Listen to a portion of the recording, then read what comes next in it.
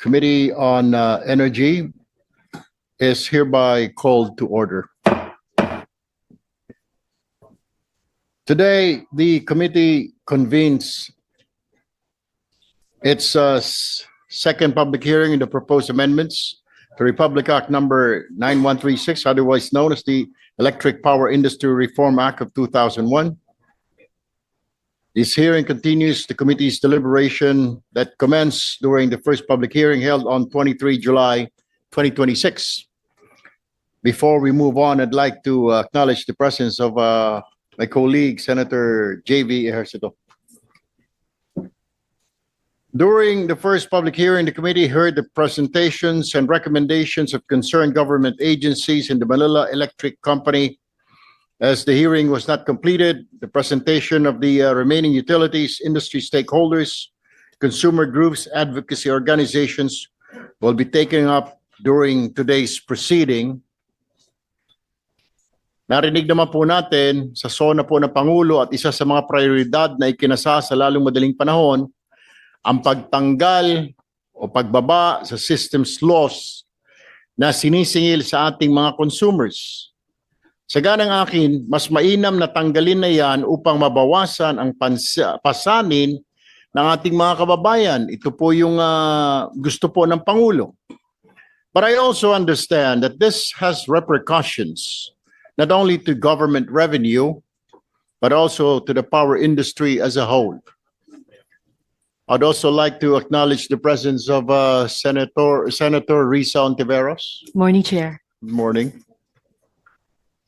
Today's hearing provides an opportunity to further examine the proposed measures, receive the views and recommendation of the stakeholders, and clarify issues that may assist the committee on crafting responsive and effective legislative reforms.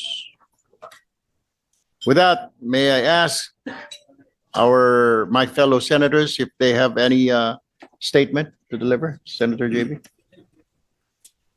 Yes, thank you, Mr. Chair. Good morning to my colleagues, Senator Tiberos, our chair, Senator Erwin Tulfo. First of all, I'd like to thank the chair for again calling this, for continuing the hearing on the amendments to the EPIRA.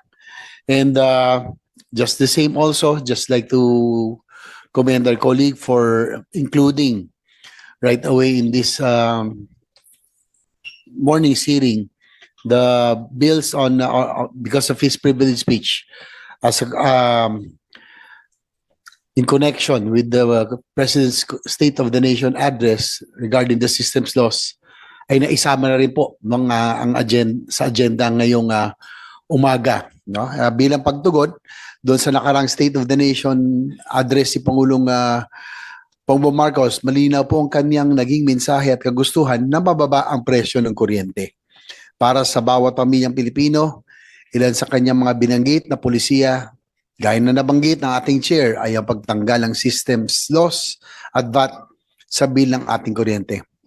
Buong suporta po ang inyong lingkod sa panawagang ito. As members of the Senate, we commit to do our part in realizing this objective through the laws that we're about to pass through this committee.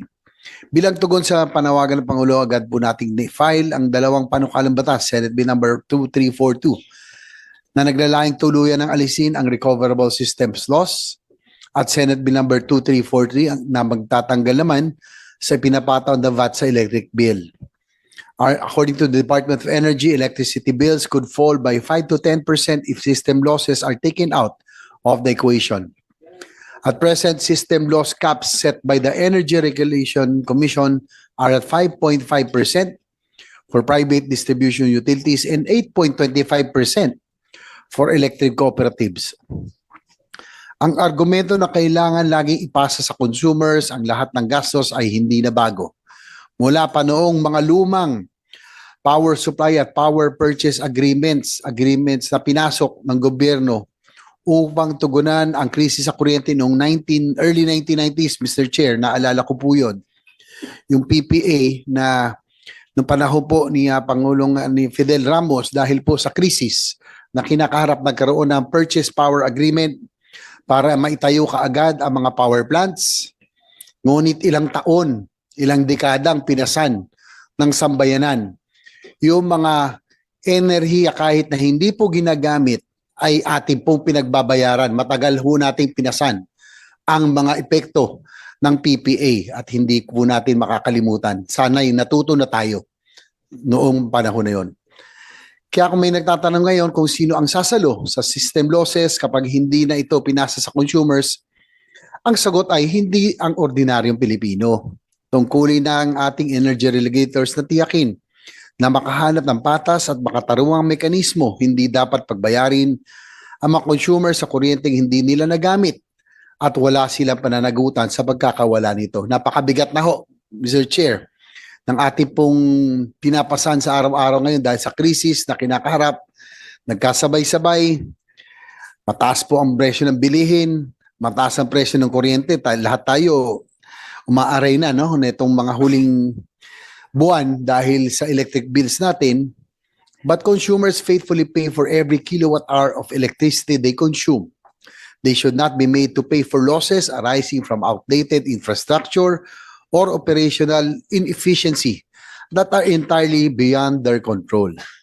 Linawin po natin ngayong araw ano ang marching order ng Pangulo sa nalalabing 2 taon ng kanyang panunungkulan. Bukod sa kanyang direktang mensahe na tanggalin na ang systems loss, ganun din po ba ang magiging polisiya pagdating naman sa VAT sa kuryente? Ayon sa DOE, ang proposed VAT cut ay tumutukoy lamang sa charges para sa systems loss at hindi sa buong electric bill. Ganito po ba ang gusto nating ligasiya na iwan sa ating mga kababayan? Tulungan po natin ang ating mga kababayan na maliwanagan sa konkretong benepisyo na maaari nilang asahan. Dapat natuto na tayo sa karanasan ng mga lumang power purchase agreements. Naranasan natin na kapag ang lahat ng panganib at gastos ay pinapasa sa consumers, ang nagiging huling tagabayad ay ang pamilyang Pilipino. Hindi na dapat maulit yun. Beyond cheaper electricity bills, the committee's goal should be about institutional reform, holding utility companies strictly accountable and driving them to improve their operational efficiency. The responsibility of minimizing system losses should rest with the entities that own, operate, and manage the distribution system and not with the ordinary Filipino families already struggling with high electricity costs and high costs of everyday expenses. Our objective is clear. Consumers should only pay for the electricity they actually use and the services they receive. Ang kuryenteng hindi mo nagamit ay hindi mo dapat bayaran. Kaya nagpapasalamat ako, Mr. Chair, again, for prioritizing these measures no, that are, I would say, corrective. No? Sinimulan nyo na po doon sa oil regulation. Ngayon po ay EPIRA, ngayon naman po ay systems loss. Kaya maraming salamat, Chairman Erwin Tulfo, sa inyo pong pagbigay prioridad sa mga panukala pong ito. Maraming salamat at magandang umaga. Thank you, Senator Ejercito. Senator Risa. Salamat, Mr. Chair. Magandang umaga po sa lahat. Sa taas ng singil sa atin sa kuryente, nangunguna na ang Pilipinas sa buong ASEAN sa pinakamahal na residential electricity rate. At matapos ang 25 years ng EPIRA, hindi pa rin ito nakapaghatid ng pangakong mas murang kuryente. Yan ang mga bagay na hindi dapat ipinagmamalaki. Dahil habang tumataas ang singil sa kuryente, sa bill na lang napupunta ang sweldo. Dahil sa bill shock, maraming napipilitang mamili kung alin ang uunahin. Kuryente ba? Pagkain? Gamot? O matrikula? Kaya welcome ang malinaw na utos ng Pangulo sa SONA. Alisin sa consumer ang systems loss charge at ang VAT nito. Pinanghahawakan natin ang utos na yan bilang opisyal na direksyon ng pamahalaan. Maaring maliit ang isang charge kapag tiningnan sa isang bill.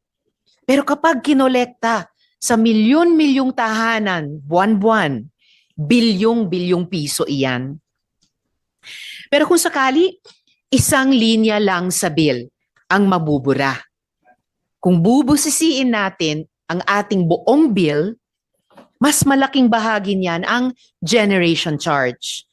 Kasama rito ang fuel at iba pang gastos ng industriya na ipinapasalo sa consumer. Ibig sabihin, kung sa systems loss matatapos ang reforma, hindi pa rin mawawala ang totoong dahilan kung bakit mahal ang kuryente natin sa bahay. Kinikilala natin ang mga tunay at lehitimong gastos sa paglikha at paghahatid ng kuryente. Ngunit bago ito ipasok sa bill, dapat malinaw ang audit at batayan na yan talaga ang pinakamakatarungang singil. Again, Mr. Chair, we welcome the order of the President.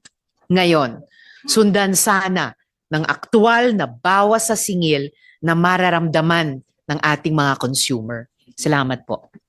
Thank you, Senator Risa Ontiveros. Before we move on and hear our resource persons from the utility sectors, would like to ask our chairman of the Energy Regulatory Commission, Attorney Francis Juan. Narinig niyo naman po siguro, Attorney, Chairman, yung instruction po ng Pangulo na it is a mission, our mission now. Pero I've been hearing after that SONA yesterday, past few days, na medyo mahirap, malaking malulugi, malaking kabawasan, pag inalis systems law, 60 billion, mawawala sa mga distributors, generators, etc. Your thoughts on this po? Kung ito po ay ang ipag-uutos ng batas sa pamamagitan nga nung pag-amyenda noong Section 43F at hindi na maaaring masingil yung gastusin na associated dun sa system loss, ito po ay aming i-implementa ng buong buo ng naaayon doon sa amyenda.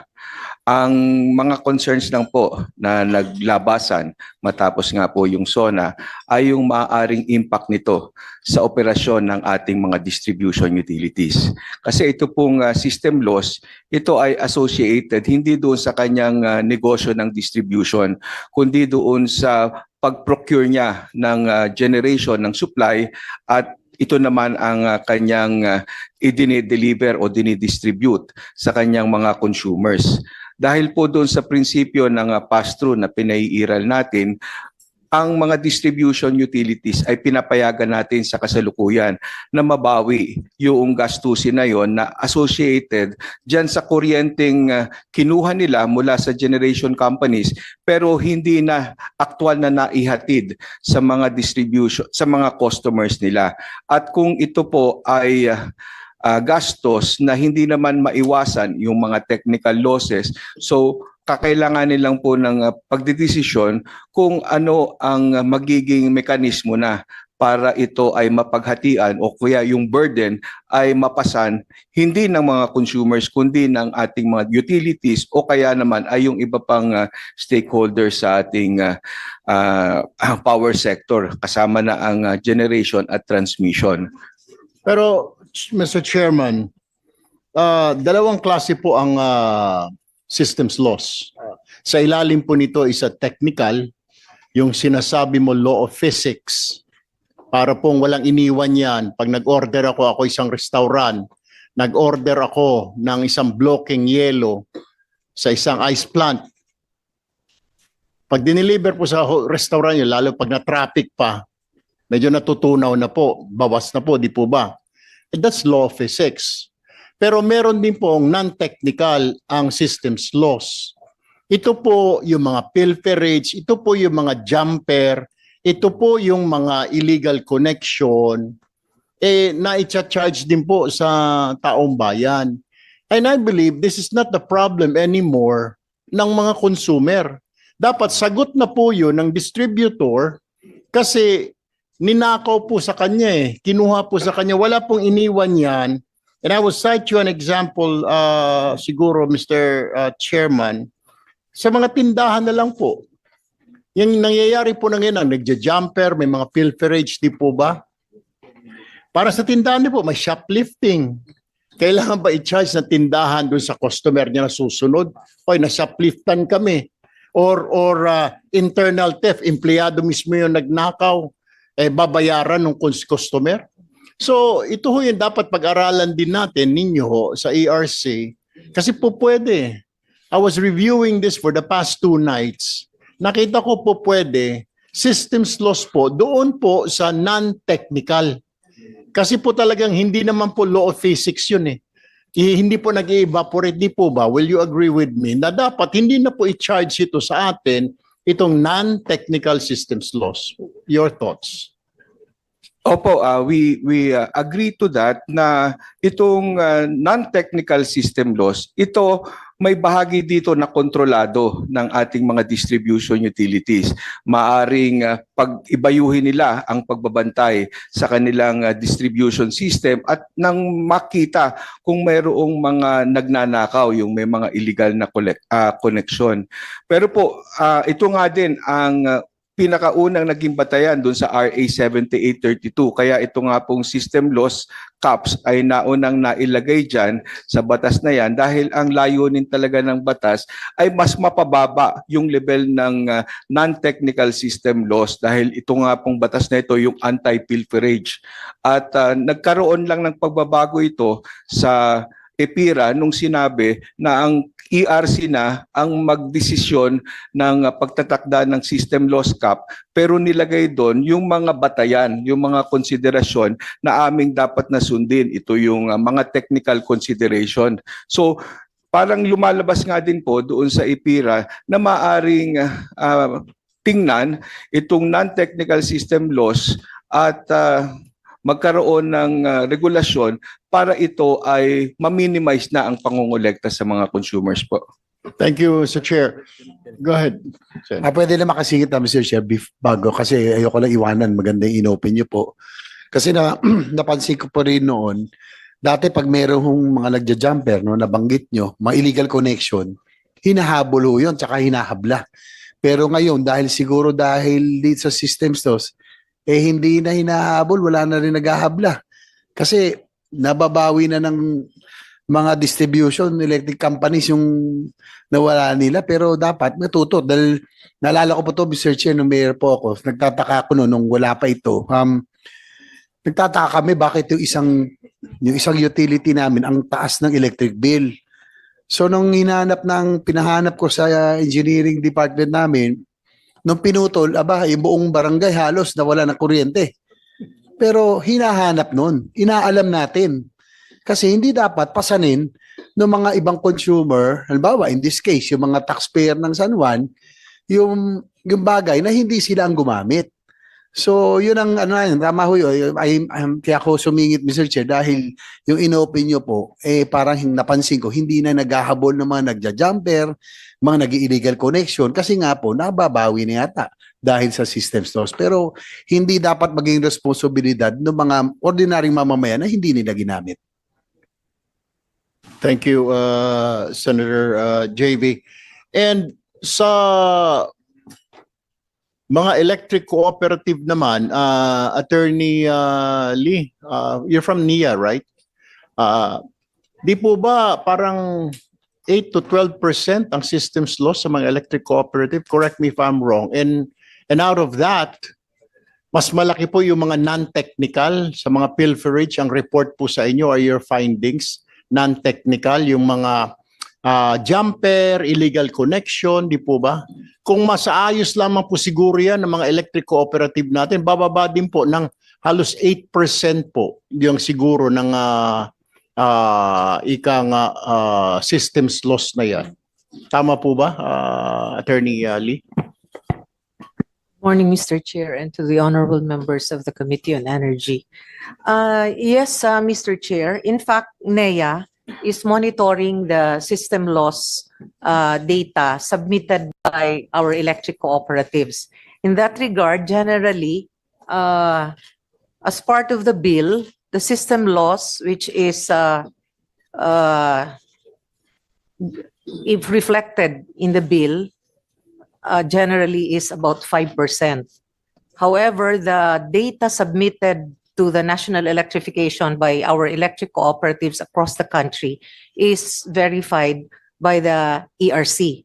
At present, there is the clustering provided by the ERC through a resolution that identifies the different caps for specific. If I may mention, example for off-grid, the cap is 12%. That is the allowable. Now, if our electric cooperatives goes beyond the cap, then it is the electric cooperative that shoulders it. Pero still, Attorney Lee, I mean, to 12%, medyo malaki po yun, lalo na pag sa mga probinsya, no? Kung aalisin po yung non-technical, kasi ang malaking part po yata doon sa 12% cap na yun, nasa non-technical. Napaliwanag po sa atin yan ng ilang po mga engineer, kasi nga po, the reason why I learned about it, dalawang klase po pala yung systems loss, yung sinasabing non-technical or technical talaga na nag-evaporate lang because of physics. Pero yung non-technical, yun ang malaki-laki sa mga electric cooperative dahil kulang yung mga linya, may mga jumper. So kung aalisin po yung systems loss na yan, yung non-technical, malaki pong kabawasan sa bill ng mga kababayan po natin sa mga probinsya, di po ba? Yes, I agree with the observation of the committee chair, and that is why there is this attempt from the National Electrification Administration to segregate or identify which part of the overall system loss of an electric cooperative is technical and non-technical. Although admittedly, because of the long lines of the distribution lines of our electric cooperatives in the rural area, it also contributes to the technical loss. All right, thank you very much, Attorney Rosan Rosero Lee. We would like also to acknowledge the presence of our Senate President Win Gatchalian. Thank you. We move on. We will now hear from the remaining representatives of the utility sector, industry association, and consumer and advocacy groups who were unable to present during the first public hearing.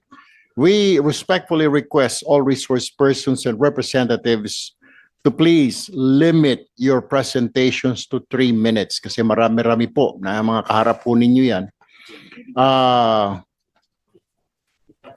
Yes, limit their presentation to 3 minutes unless otherwise recognized by the chair for more detailed presentation. Go ahead, Senator Risa. Salamat, Mr. Chair. Bago lang po yung iba nating resource persons, follow up po dun sa unang topic. Sabi nga po and a quick observation, I agree na dapat iba ang treatment natin sa mga electric co-ops kahit sa usapin ng systems loss charge kumpara sa treatment sa private distributors for the simple fact na ang electric co-ops ay non-profit entities at sila po yung nagbubukas at unang nagsiserve sa mga missionary routes.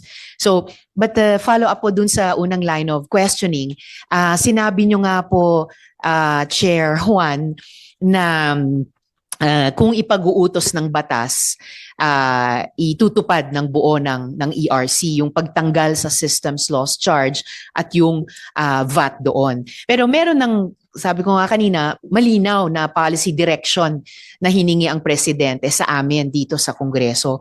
So, Mr. Chair, gusto ko rin itanong sa DOE, parang mixed signals kasi yung naririnig in the past few days pagkatapos nung sinabing iyon ni Presidente sa SONA.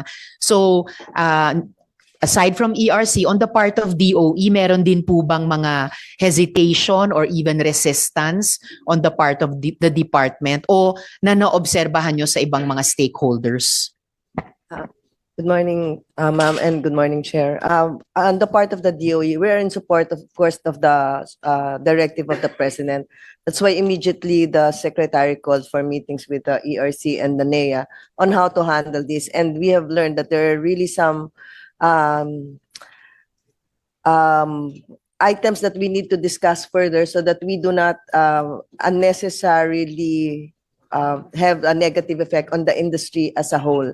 So we have identified already, as mentioned, there are different kinds of of systems loss, the technical and non-technical, and we do intend to work with the other agencies and the stakeholders in order to lessen these systems loss by infrastructure, collection efficiency, and by giving the assistance necessary to the ECs to be able to put up the necessary infrastructure in order to avoid these technical losses, ma'am. Thank you.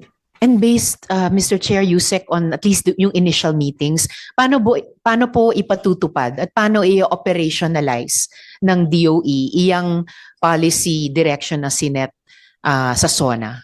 Actually, ma'am, initially, we would be giving instructions as far as the non-technical losses are concerned in order to give them the direction.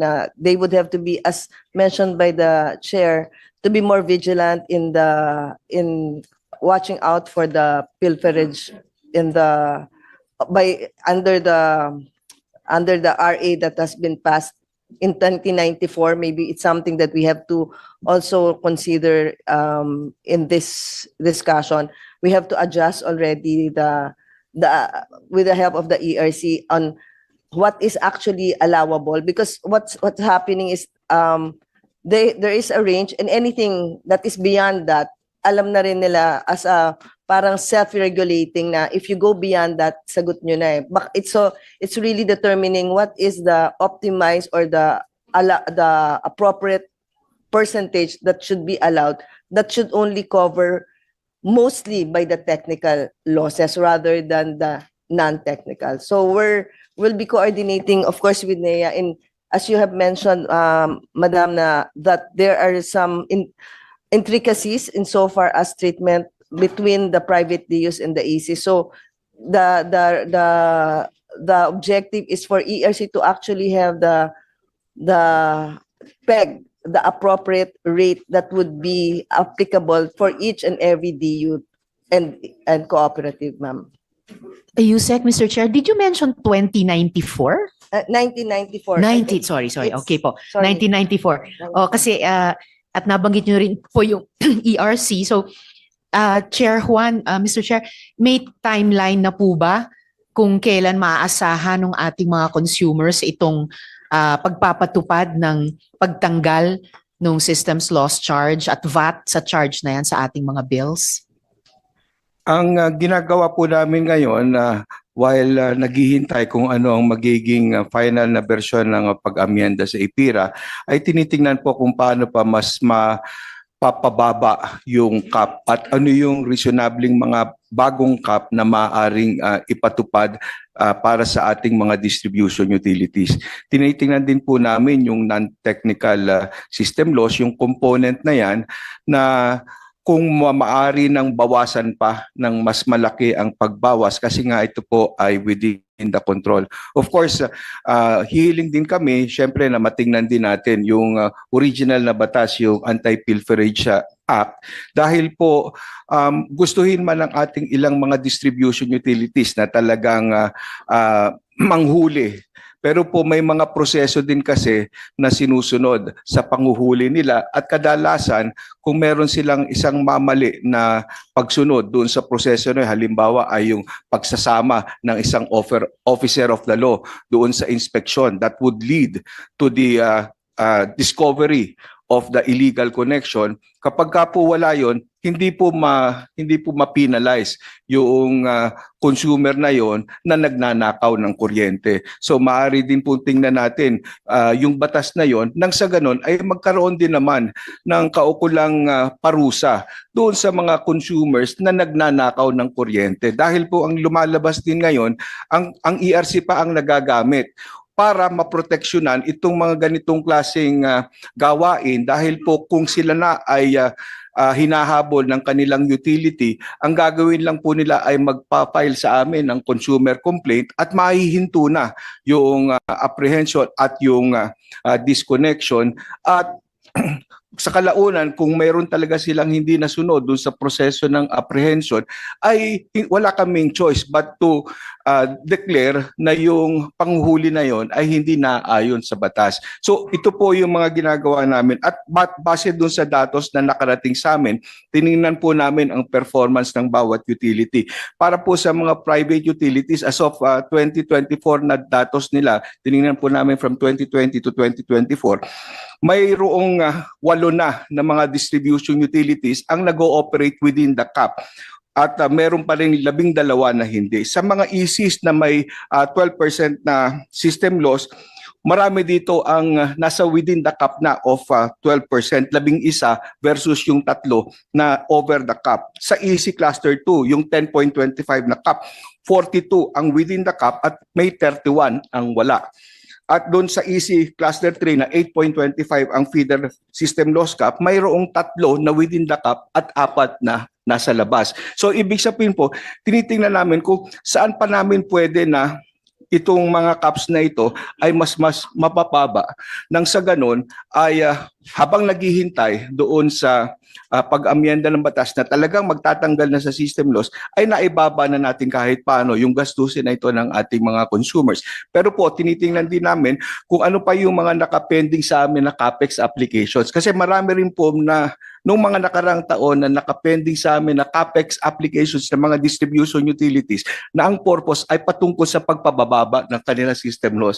At kung ito ay aming maaksyonan at ang ating mga distribution utilities ay makapagsagawa nitong mga CAPEX projects na ito, ay mas mapababa nila.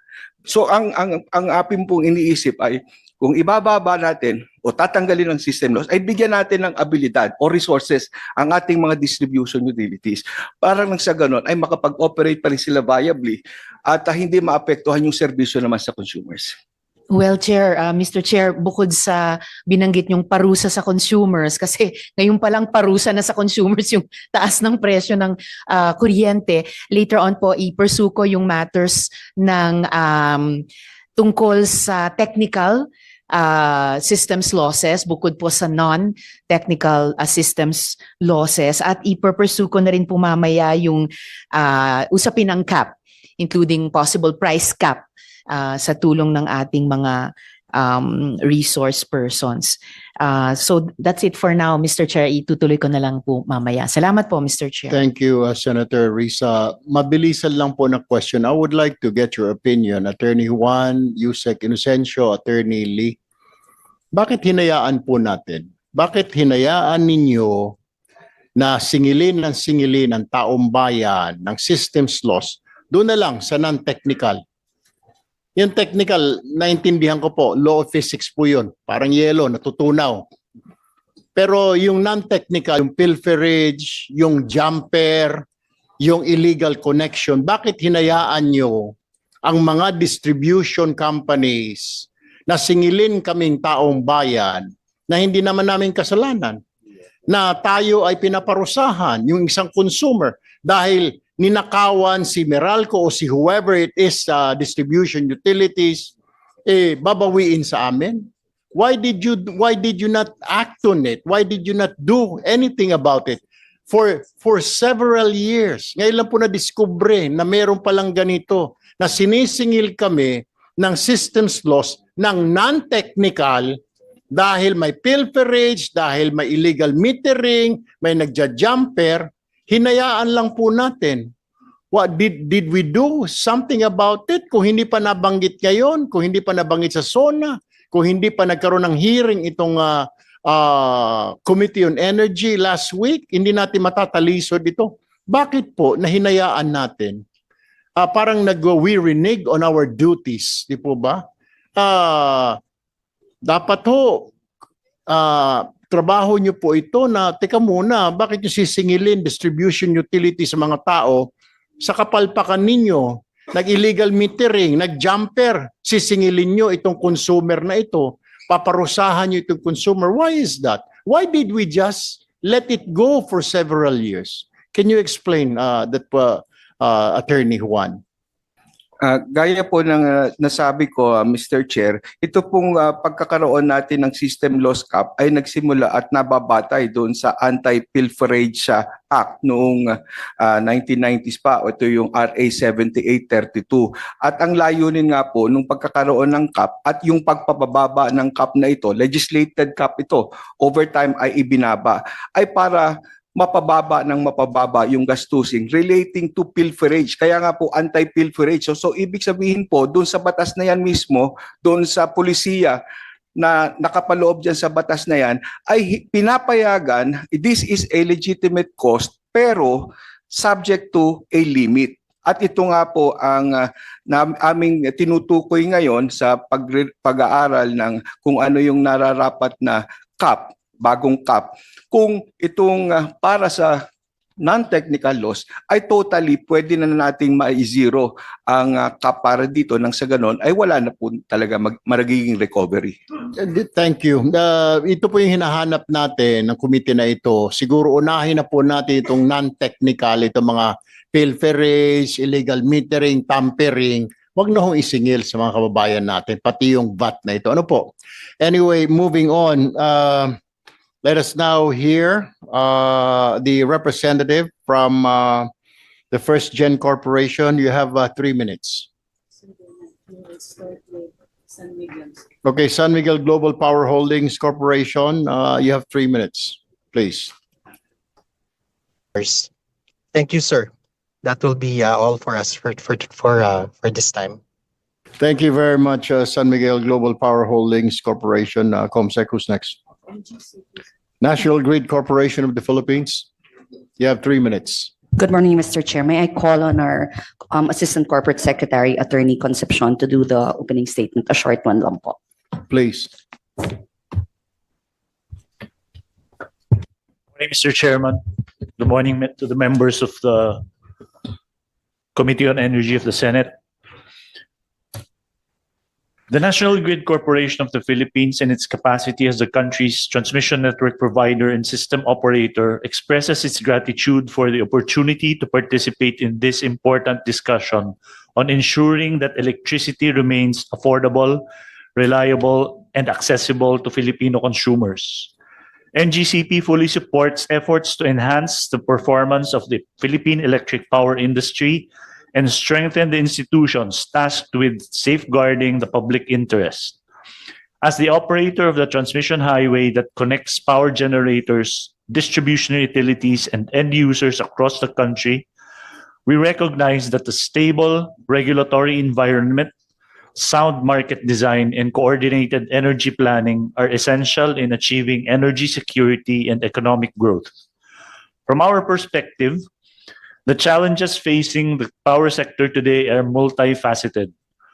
While the transmission network continues to expand and modernize, the sector must also address concerns relating to generation adequacy, investment certainty, regulatory efficiency, transmission permitting, right-of-way acquisition, and the timely completion of critical energy infrastructure. These factors collectively affect the affordability, reliability, and accessibility of electricity services. NGCP believes that reforms should be guided by the principles of transparency, competition, regulatory independence, operational efficiency, and consumer welfare. We likewise recognize the crucial role of the Energy Regulatory Commission in maintaining a fair, predictable, and responsive regulatory framework that balances the interests of investors and consumers while ensuring the continued development of critical energy infrastructure. As discussions proceed on proposed amendments to the Electric Power Industry Reform Act, including measures relating to market competition, cross-ownership restrictions, public ownership participation, and the strengthening of regulatory oversight, NGCP remains committed to providing technical inputs based on our operational experience as the nation's transmission service provider and system operator. Ultimately, our shared objective is clear: to ensure that every Filipino has access to reliable, secure, affordable, and sustainable electricity that supports national development and improves quality of life. Thank you, and we look forward to contributing constructively to the deliberations. Thank you, Mr. Chairman. I have one question, attorney. How come sa Visayas, sa may Cebu area, may binabayaran pa po ang mga consumer natin doon na parang nagre-renta ng linya dahil kulang daw? What do you call that, Attorney Lee from NEA? Meron pong ganun na line rental kasi daw po NGCP kulang po yung inyong infrastructure. Kaya nga po kayo nandyan, kaya binigay sa inyo, thinking, nagpaginawa ng privatize po yan, yung linya, marami kayong mga, pero mo line rental, magbabayad pa yung tao, may babayaran na siya sa Cebu na systems loss, may babayaran pa na line rental. Problema ba ng consumer yun, pati linya ng kuryente babaya. Alam nyo ho, I'm very disappointed, inabuso nyo yung mga consumer kasi walang imik si Juan, si Maria. Can you explain that to us, NGCP? Pati line rental, sinisingil sa consumer? How? Please explain. Thank you, Mr. Chair. Just to clarify po, the line rental is actually a misnomer. Any line rental paid is not actually paid to NGCP, but it's the cost, it's a premium on electricity that is cost when a line is technically overbooked because there is a power plant that goes offline, so that sources from outside But the third the island. parang it's almost every month sa mga power bills po na nakarating sa akin, nagsumbong po sa email ko yung mga tiga Yes. Cebu na they're paying for that. Sino po binabayaran nila ng line rental? It's a premium po on generation. Yun na nga po Kasi nga ang sinisisi naman ng mga sa generator, distributor, kulang po yung facility kaya nagre-renta dahil nagka-clog na raw dahil sa dami ng gumagamit. Ang tanong ho natin, bakit hindi ho ninyo dagdagan yung linya para wala na po tayong line rental? Diyos ko po, Panginoong kumbayan, meron ng systems loss, may babayaran pa siyang line rental, patong-patong na po yung binabayaran niya. Mr. Chair, natitrigger po yung line rental, quote-unquote, pag nagkaroon po tayo ng unplanned shutdown ng mga planta. Kaya po nagugulo yung balanse ng pagpasahan ng kuryente. Pag nag-off po yung isang planta na wala sa schedule, kailangan po tayong mag-source sa ibang lugar. Kaya doon po nawawala yung balanse. It's a little bit more pronounced po sa Visayas dahil puro isla po sila. So yung nagiging pangunahing sanhi ng line rental would be yung sa interconnections. So pag meron pong planta na nag-offline at kailangan pong kumuha sa ibang lugar, magkakaroon po sila ng premium on that other source. Pero hindi po sa NGCP na pupunta yung premium na yon. Okay, thank you, Attorney Alabanza. Attorney Juan. Thank you, Mr. Chair. Para lang mabigyan ng konting background dito sa issue ng line rental or line loss at saka congestion cost, ito na po yung tawag sa kanya ngayon, LLCC. Nakita po ng commission yan, yung problema na yan, a few years ago na, noong nagsimula ang interconnection ng Mindanao at Visayas. Dahil nakita natin na sa tuwing na-reach na yung transfer capacity ng interconnection, yung HVDC na linya na yan, ay nagkakaroon ng pagkakaiba yung presyuhan sa Mindanao at presyo sa Visayas.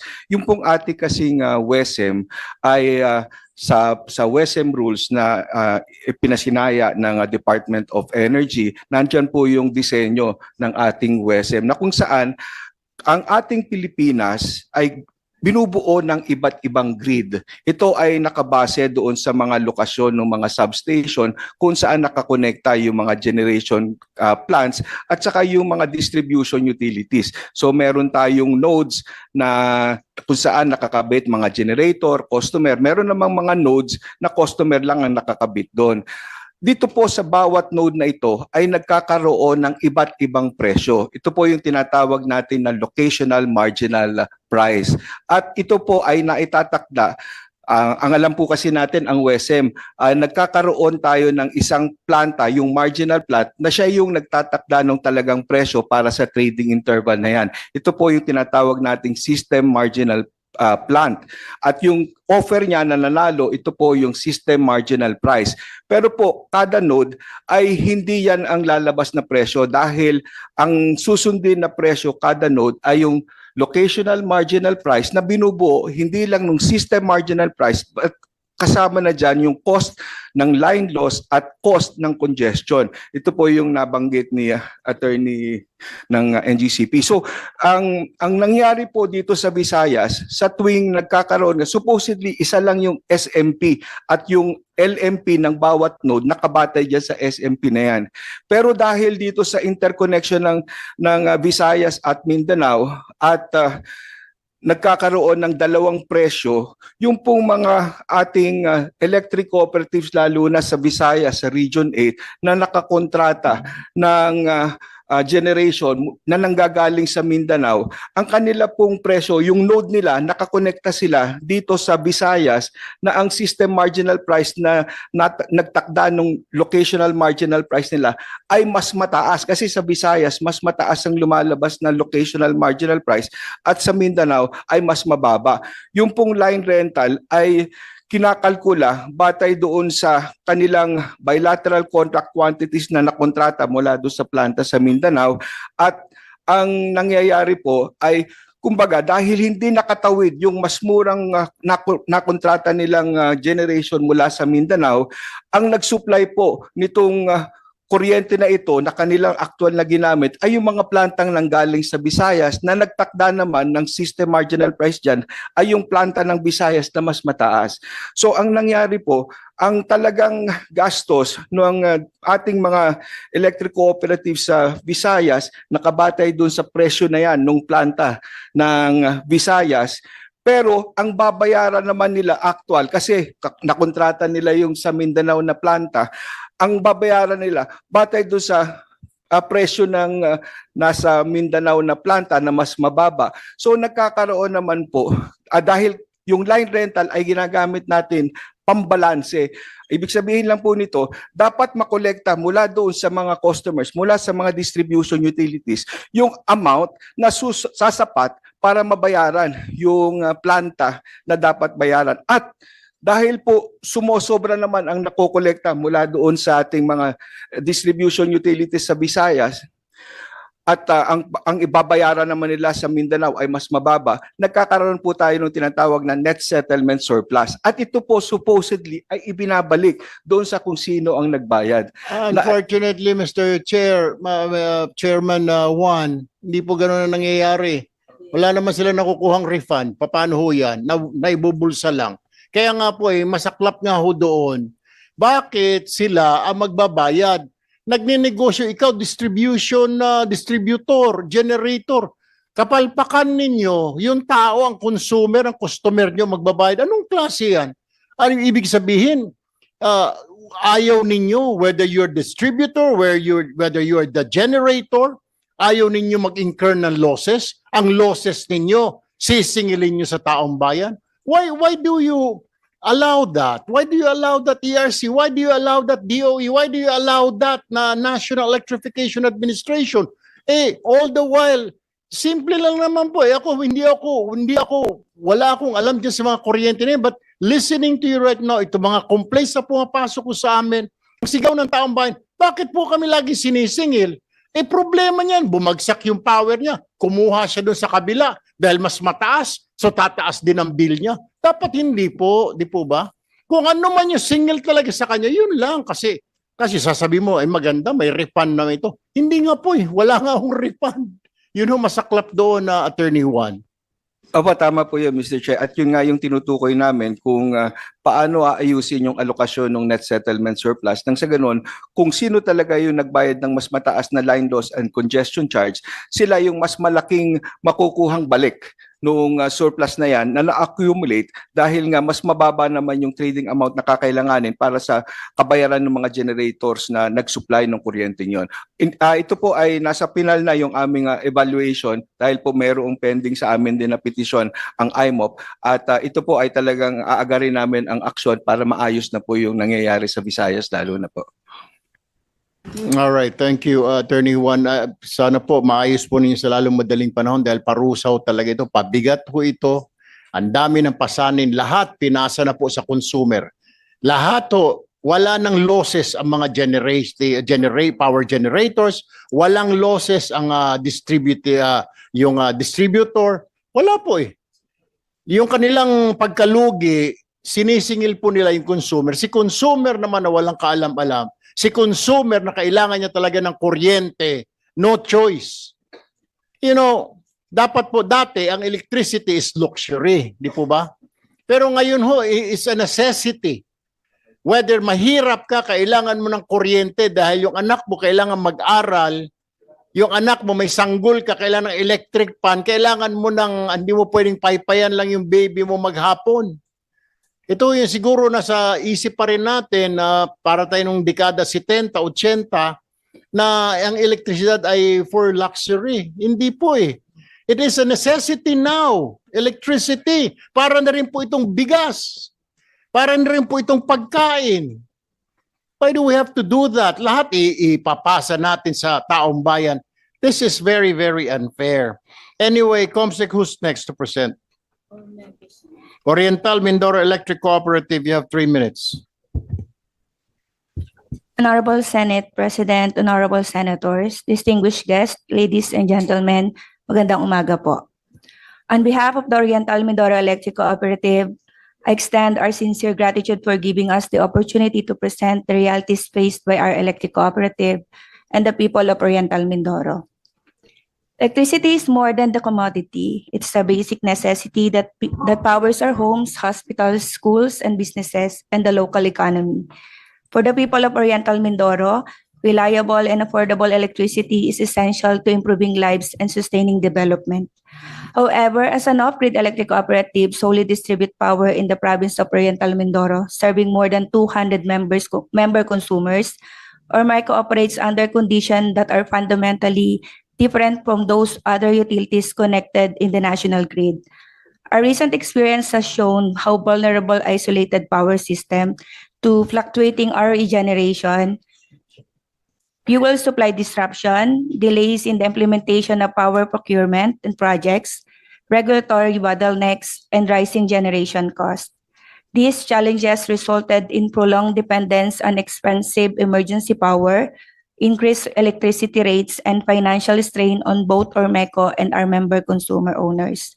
Despite these difficulties, Ormeco remained committed to ensuring that electricity continued to reach every household and businesses in Oriental Mindoro. For this reason, we respectfully urge the Honorable Senate to consider policy reforms that will strengthen the energy security of all off-grid and missionary areas.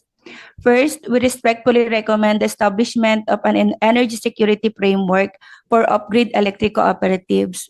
This framework should include contingency planning during RE fluctuating generation, fuel security measures, emergency financial assistance, and strategic support during crises like this to ensure that electric cooperatives can continue delivering power without placing entire financial burden on consumers.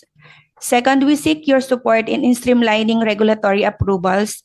During a power shortage, every day of delay in approving power supply agreements, interconnection, testing, commissioning means another day that consumer rely on costly emergency generation.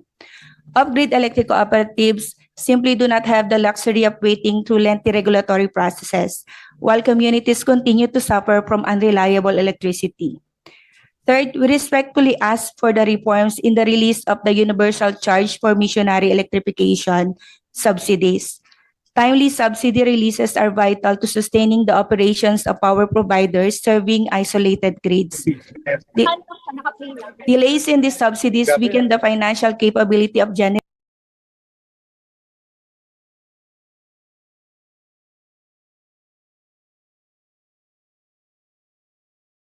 Ormeco and fast-tracking the regulatory approvals necessary to bring new generating facilities into operation.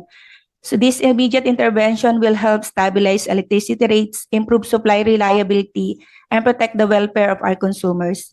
Honorable Senator, on behalf of Ormeco and more than 200,000 member consumers that we serve, respectfully ask for your continued guidance, legislative support, and partnership in building the energy sector that is resilient and affordable for every Oriental Mindoreños, regardless of where they live. Maraming salamat po. Thank you, Ormeco. Pero ma'am, tanong ko lang ho, ay nagrally lang yung mga consumer ninyo last week dahil sa taas ng kuryente ninyo at pangit pa ang serbisyo. Hindi ba kayo sinasubsidize? Di ba may subsidiya kayo mula sa National Electrification Administration? Ano ang reason? Bakit? Sa ngayon po, Mr. Chair, ang amin pong supply is mixed or blended. Meron po kaming tinatawag na subsidized dun po sa mga regular IPPs namin and yung mga na-aproba na po ng ERC under 57 megawatt.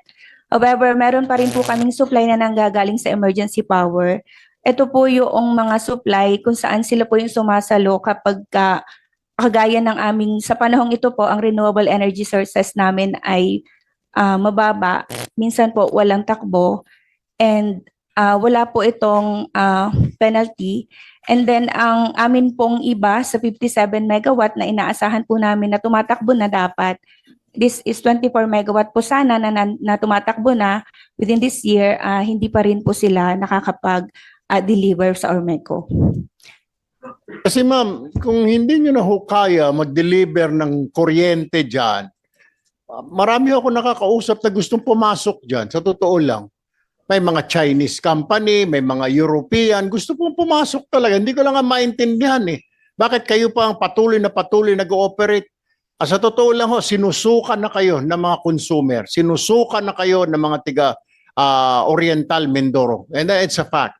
Yung utol ko pa rito si Senator Raffy Pan-Chairman, problema na kayo. Bago pa ho siya, problema pa rin. Hanggang ngayon, hindi na natapos-tapos. Baka abutan pa kayo ng mga apo ko pag naging senador isang araw ngayon. Ganun pa rin ang problema. Attorney Rosan Lee, anong magandang gawin dito sa Ormeco? Laging brownout na lagi, mataas pa sumingil. Hindi na nahiya, Diyos ko po. Yes, Mr. Chair. Aren't they subsidized? They are receiving subsidy from the government considering that they are off-grid.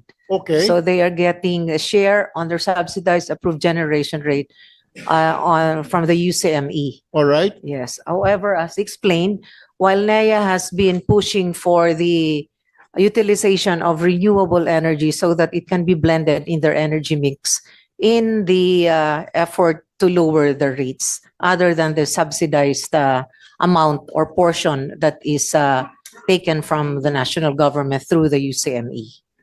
So, kailan ho kaya na makatikim yung mga tiga-Ormeco ng dire-diretso na walang brownout? Kasi may brownout na, may mataas pa na presyo, doble-doble yung pasanin. Ano ho kaya ang plano dito? Energy Regulatory Commission, maybe you could help. Ano hong solusyon kaya dito sa mga tiga-Mindoro Oriental? Thank you, Mr. Chair. Sa pagkakaalam po natin ay may mga programa ang Department of Energy at isa na dyan ay yung pagganahin, yung transmission line na magkukonekta sa Mindoro Oriental at saka yung Occidental.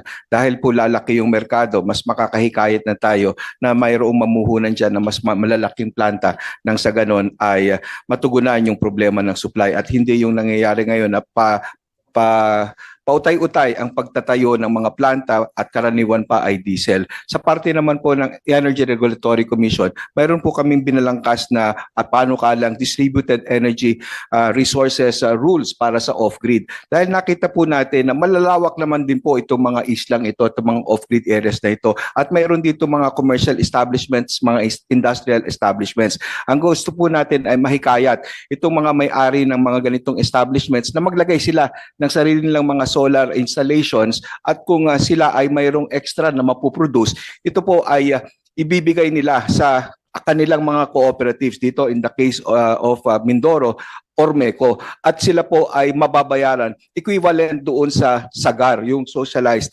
At dahil po ito ay sagar, ang presyong ibabayad dito sa mga distributed energy resources na owners or operators, makakabawas po ito doon sa pangangailangan na i-subsidize yung generation cost ng off-grid ng Mindoro. Dahil po kung madi-displace niya yung generation lalo na ng diesel, mas mabababa ang ang true cost generation. Ngayon po, kasama dito yung insentibo sa Renewable Energy Act na cash incentive na pupwede rin ma-access ng ating mga distributed energy resources owners or operators. So ito po, ang ginagawa lang natin dahil kung fully contracted naman ang cooperative, ang Ormeco halimbawa, magpapatupad tayo ng priority dispatch para dun sa export ng mga distributed energy resources.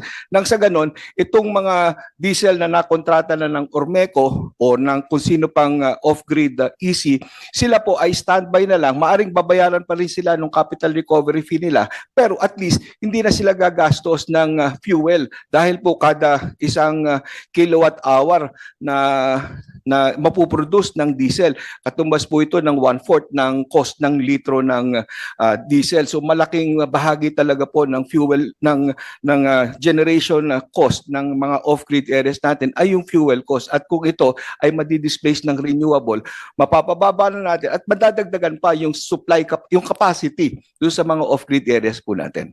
So for now, ipasadyos na lamang yung brownout at saka yung taas ng presyo. Tumingala na lang siguro yung mga kababayan natin sa Oriental Mindoro. Wala ba talaga immediate solution dito? Kasi I'm not going to ask Ormeco anymore kasi nakailang hearing na rin, pinapanood ko ito dati, ang daming palusot, ang daming excuses on the government side. What can we do about this? Do we have to shut it down? Siguro i-cancel na yung lisensya nila. Ibigay na lang sa iba kasi marami naman po nagvo-volunteer na gustong pumasok po dyan. Di po ba? I don't know. Yung sinasabi mo, agreeable ako doon. Siguro yung linya from Oriental to Occidental, maraming papasok na ika nga ng mga investors. Gusto po nila.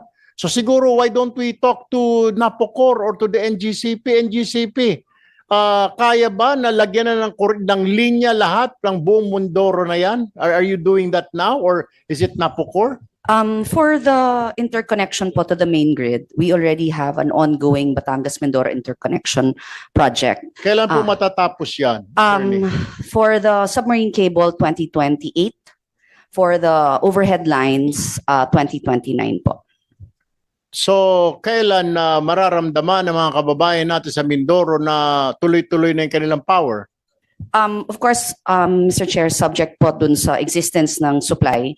But pag natapos po yung overhead, which is in 2029, makaka-source na po ang Mindoro Island from the main grid, which is Luzon. All right, thank you, Attorney. Comsec, who's next? Palawan Electric Cooperative, you have 3 minutes. Mr. Chair, if I may, before the Palawan Electric Co-op. Go ahead. Salamat, Mr. Yes. Chair.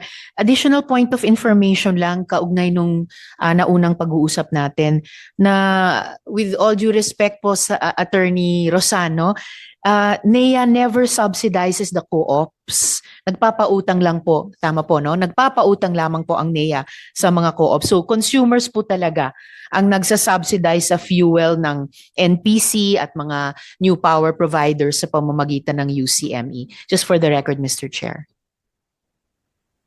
All right. Palawan Electric Cooperative, you have 3 minutes, sir.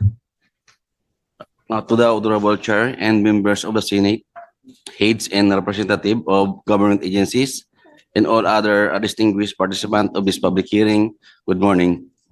On behalf of our General Manager, Engineer Res L. Contrivida, I am Engineer Rogelio G. Bailon Jr., the current Manager of Paleco's Corporate Planning Department. The Palawan Electric Cooperative, or Paleco, expresses its support for Senate Bill number 1950, 2109, 346, 367, and 63. While respectfully proposing several amendments and recommendations aimed at better protecting electricity consumers and strengthening the electric cooperative sectors. First, on Senate Bill number 1950 and 2109, or the proposed amendments to the Electric Power Industry Reform Act, to be considered the following concerns. Paleco recommends expanding proposed tax exemptions or zero rating beyond generation to cover the entire electricity supply chains, including generation, transmission, distribution, and electric cooperatives. This would reduce cost passed on to the consumer and improve the financial and operational sustainability of electric cooperatives. Then, for off-grid electric cooperatives, we are not connected to Luzon Grid. Palicor notes that WISIM is not currently applicable in that they rely on our bilateral contracts with NPPs. So when long-term PSAs are pending ERC approval, cooperatives may need EPSA to bridge the gap, which can expose consumers to higher true cost generation. Palico therefore recommend allowing qualified off-grid cooperatives to enter into transitory power supply agreements or TPSA while awaiting for the approval of the long-term PSAs with appropriate government subsidies. Palico also calls for the streamlining of LGU permitting, affecting the sitio electrification program, barangay line enhancement program to speed up the electrification of its household beneficiaries of this project or equivalent support to our household beneficiaries. Then, for renewable energy projects under the COECSP, Palico recommends to increase the 10 megawatt allocation for electric cooperative with an allocation based on its cooperative's forecasted demand to lower down the effective rates and to save the UCME subsidy. Then second, Senate Bill number 34637, which seek to strengthen the Energy Regulatory Commission. Palico support reforms to strengthen the ERC. It believes a more independent, professional, transparent, accountable, and adequately funded ERC would improve regulatory decision-making, consumer protection, and overall stability and reliability in the power sector. Then lastly, the Senate Bill number 63, which seek to enhance the implementation of the Lifeline Subsidy Program. Palico support strengthening the Lifeline Subsidy Program for low-income and vulnerable electricity consumers. However, it recommends that the subsidy be funded primarily through national government appropriations rather than relying heavily on contribution from the non-Lifeline consumers. Then Palico agrees that government funding would be a fairer, more transparent, and more sustainable approach and would prevent additional financial burden on other consumers already facing rising the electricity cost.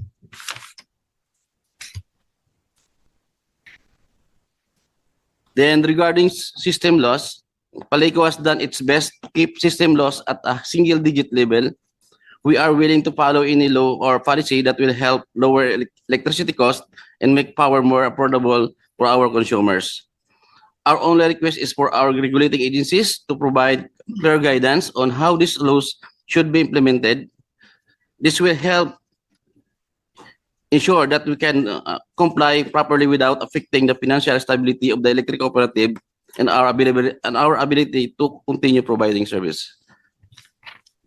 So in closing, Palico remains committed to supporting policies that promote affordable, reliable, and sustainable electricity service, protecting the interests of our consumers, and strengthen the electric cooperative sectors. Thank you very much and good morning ulit. Alam mo, Engineer Rogelio Bailon, habang nagsasalita ka, yung mga kaibigan ko at kamag-anak sa Palawan nagte-text at natatawa lang sa pinagsasabi mo. Kasi, alam niyo naman, siguro pag pumunta ako doon, pag dumadalaw ako, 3 days, 4 days, walang araw na hindi 3 days na hindi nag-brown out. Kaya ang ginawa ko po yung sa opisina ko po doon, pinalagyan ko po ng generator dahil wala po akong tiwala. And did you know, kaya po hindi umasenso ang Palawan, wala po nag-i-invest because brownout po lagi. Yung mga kumpanya, yung mga hotel na gustong pumasok, kailangan nilang maglayay ng mga generators po. Maingay po yung generator. Wala po silang maasahan. Lagi na lang po brownout. Tapos para di kayong Ormeco. Brownout na sobra-sobra, tapos napakataas pa ng singil. Sinasabi nyo kanina, puro yung tinutulak nyo yung problema sa gobyerno, ganito, ganon. Tinutulak, parang wala kayong gagawin. Lahat inasa sa NEA, inasa sa ERC, wala man lang kayong gagawin. Kayo ng dalawang, hindi porket off-grid kayo, wala na magagawa. Bakit may mga probinsya naman ng mga off-grid mga panay na yan, hindi naman panay-panay ang brownout o Iloilo. Eh bakit kayo, Mindoro, Palawan, mga notorious sa brownout? Kasi ba, hindi nakakarating ang sumbong ng mga tao doon, mga kababayan natin? O ba, kung hindi naman po ninyo kaya, marami pong gusto mag-invest. I believe yung NGCP, gusto nilang magtayo po ng linya dyan yata. Did I hear it right, Attorney Alabanza? I heard from some of your executives, they're willing to put up lines, yung independent na linya from north to south, from Taytay all the way to Batarasa, para magkaroon lang ng linya, tapos para pumasok, maraming investors na gustong pumasok. Yes, Mr. Chair, for so long as we have regulatory and legal support, we will be, of course, willing. You see that? Hindi ho kasi kayo nag-e-effort. Inasa nyo na lang lahat sa agency, ERC, DOE, NEA. Total, may subsidiya, pero yung sinasabi nga ng Senadora Risa, subsidiya pala. Tao pala nagsusubsidiya sa inyo. Nagpapautang ang NEA. Diyos ko po naman. I don't know. Kung hindi na ninyo kaya, ibigay nyo lang sa iba. Marami hong gustong pumasok sa maglagay ng kuryente, Paleco or Meco. Okay, who's next? Comsec. Peninsula Electric Cooperative, you have 3 minutes. Mr. Chairperson, sir, and to all the honorable members of the committee, as well as the guests in today's hearing, good morning. As one of the frontline stewards of electricity distribution, Penelco welcomes reforms aimed at strengthening regulatory mechanisms, enhancing rate transparency, and easing the cost of living for Filipino families. With this in consideration, allow me to present Penelco's ground-level operational experience. Una po sa issues sa tumataas na singil po ng kuryente. Sa kasalukuyang instruktura po ng energy billing sa Pilipinas, consumers po ang sumasalo sa market-driven costs, lalo na sa aspeto po ng generation. Kaya po anumang pagbabago sa presyo ng kuryenteng ginagamit ng mga consumers na binili ng mga distribution utility mula sa generation company ay direkta pong naipapasa bilang isang exact pass-on cost. Ibig pong sabihin, wala pong idinadagdag na tubo ang mga electric cooperatives dito. Ang halaga po ng kuryente, particular na ang base load supply, ay lubhang naapektuhan ng mga hindi makontrol na macroeconomic factors gaya ng consumer price index, foreign exchange rates at global coal prices. Bukod pa po rito ang mga structural vulnerabilities tulad ng kakulangan sa power supply, unplanned outages, problema sa transmission lines at line congestion ay lalo pa pong nagpapataas sa generation at replacement cost. Katulad po ng lahat ng distribution utilities, ang mga power supply agreements po ng Penelco ay dumadaan sa pagsusuri at inaaprubahan po ng Energy Regulatory Commission. We also second the statement of Honorable Chairman Juan na kapag po hinihingaan namin ng fuel receipts ang mga generation companies para po i-validate ang mga pass-on cost na ito, iginigiit po nila ang confidentiality clauses mula sa kanilang fuel purchase agreements. Sa isang standard na bill po ng kuryente, nasa 75% ang napupunta sa generation at transmission, habang 15% ay napupunta sa government charges at taxes. Katunayan na malaking bahagi po ng retail power rates ay dulot ng external cost at mga electric cooperatives ay nagsisilbi lamang pong collection agent na walang nakukuhang anumang financial benefit mula dito. Sa katunayan po, tanging nasa 10% lamang ng bill ang naiiwan sa mga electric co-op para sa operation and maintenance po nito sa pamamagitan ng distribution, supply, and metering charges at reinvestment fund for sustainable capex. Unfortunately po, ang mga nabanggit na distribution at reinvestment rates ay hindi pa po gumagalaw o naa-adjust simula pa po noong taong 2010. Para po sa Penelco, katumbas lamang po ito ng 1 peso and 53 centavos per kilowatt hour o nasa 153.72 po para sa isang household na may 100 kilowatt hour consumption. Bilang mga non-profit utilities po na sumasailalim sa isang strict cost recovery model, nahaharap ang mga electric cooperatives sa isang existential threat habang pilit nilang pinagkakasya ang mga stagnant funds na ito laban sa tumataas na operational cost para maipagpatuloy ang mga critical na reliability projects at araw-araw na operasyon. Gayunpaman, mayroon din pong ibang source of fund ang mga electric co-op tulad ng loans, subsidy at electrification fund under ER 1-94. Subalit ang pagkuha po ng loans mula sa mga bangko o sa NEA ay nangangailangan na ang mga popondohang proyekto ay kasama po sa Capital Expenditure Projects application na isinusumiti po namin sa ERC. Bukod po dito, ang amortization para sa mga loans na ito ay kukuhanin din lamang po sa RFSC na sinusuportahan ng DSM. Ibig sabihin po, ang mga loans po na ito ay para sa mga project o capital expenditure na hindi nagpapasok ng revenue sa mga electric cooperative. Patungkol naman po sa issue ng reliability, sa kabila po ng mga financial constraints na ito, ang PENELCO ay nag-ooperate ng maayos sa loob ng safety margins na mahigpit na itinakda ng ERC para sa unplanned interruptions. Ang unscheduled SAIFI o interruptions per customer po ng PENELCO ay nasa 3.24 lamang kumpara sa allowable ERC cap na 20, habang ang unscheduled SAIDI o duration nito ay nasa 254.9 minutes naman po kumpara sa ERC cap na 2,700 minutes. Habang ang system loss naman po ng PENELCO ay nasa 4.96% noong taong 2025 kumpara sa 8.25% na cap para sa cluster na kinabibilangan po ng PENELCO. Upang pagbigyang prioridad po ang mga long-term stability at efficiency, nadagdagan po ang mga planned outages ng PENELCO noong taong 2025 upang maisagawa ang mga proyektong inaprubahan ng NEA at DOE sa ilalim po ng aming Distribution Development Plan. Ang targeted modernization push po na ito ay isang mahalagang investment upang palakasin ang distribution system ng PENELCO laban sa mga future unscheduled failures.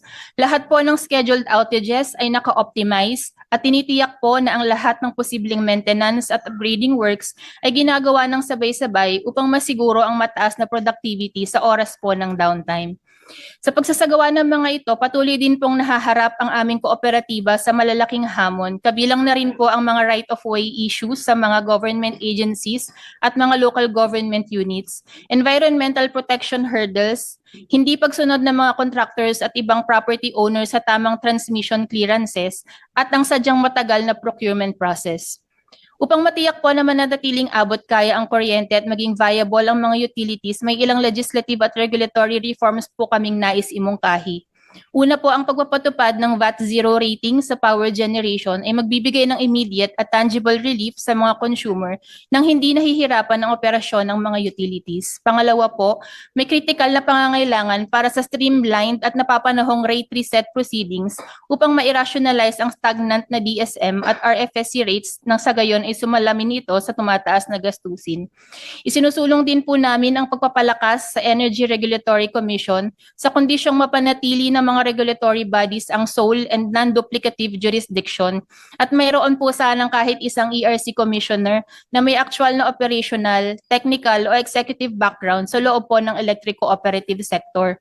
Bukod po dito, ang pagtatakda ng mahigpit na statutory action windows para po sa ERC approvals ng CAPEX at PSA. Ito po ay napakahalaga para maiwasan ang delay sa grid modernization. Ang anumang state subsidies po ay kinakailangan din para may sapat na pondo mula sa gobyerno o maisama po sa General Appropriations Act upang hindi ito maipasa bilang unrecoverable financial burden sa mga distribution utilities at customers. Legislatively, dapat pong linawin din sa Kongreso ang Section 57 ng EPIRA upang masiguro ang perpetual exemption ng mga electric cooperatives mula sa income, franchise at local taxes. Finally, ang mga panuntunan sa net margin utilization ay dapat din pong i-align sa rules for setting electric cooperatives wheeling rates na sa halip na isagawa ang 50% flowback mandates bilang pagkilala na ang mga margins mula sa other related business activities ay ginagamit na rin po ng mga electric cooperatives sa pagpopondo po sa mga capital expenditures. PENELCO remains a steadfast partner of the national government in advancing a resilient, transparent transparent, and equitable energy landscape. Your Honor, Sir, Penelco formally manifests that it has submitted its position paper regarding the other Senate bills currently under review by this committee. We respectfully urge the Senate Committee on Energy to integrate these vital recommendations into the amendatory bills, ensuring our legislative framework truly safeguards both the structural integrity of our utilities and the long-term welfare of the Filipino consumer. Thank you po and good morning. All right, thank you, Ms. Rene De Los Reyes, right? Okay. Ay, meron lang pong sumbong dito, dumating at tinext po sa akin, taga Balanga, Bataan siya. Pakitanong po sa Penelco, ang ilaw lang po ang bukas sa amin. Halos walang tumitira. Walang sira ang aming metro. Wala kaming appliances. Bakit 4,000 ang singil? Napakataas para sa naging consumption. Sir, para po sa mga ganitong mga instances po, ang patuloy naman po namin ina-advise sa mga customers namin na pwede po silang pumunta sa mga office po namin kasi meron din po, aminado po kami na may mga pagkakataon po talaga na nagkakaroon ng pagkakamali sa pagre-reading. Pero ang mga pagkakamali naman po na to ay kinokorek naman po namin, Senator. Magpunta lamang po sila sa mga offices po namin. Ang problema, ma'am, hindi po lahat ng tao walang trabaho. Paano makapunta sa opisina ninyo kung may trabaho? Paano kung yung tirahan niya doon, ibakasyunan niya lamang? O paano kung mga senior citizen na nakatira, imbes na pumunta siya na magreklamo, mamasahe po siya sa inyong opisina, hindi na lang ho natin hindi na lang ho nila itutuloy. I mean, that's a poor excuse. Magreklamo dahil may dapat ho trabaho ho ninyo yan na to deliver yung right bill, tama po yung amount, hindi po yung sasabihin pag may pagkakamali kami, hindi ho uubra yan kasi hindi po lahat ng tao may oras para magreklamo, Ms. De Los Reyes. Tama po, Senator. And humingi po kami ng paumanhin sa mga pagkakamali pong ito. Pero gayon din po, na-acknowledge po namin na meron nga pong, hindi po lahat ng tao ay may oras para po magtungo sa aming mga opisina. Meron din po kaming mga email addresses na pwede po nilang pagpadalhan ng kanilang concern.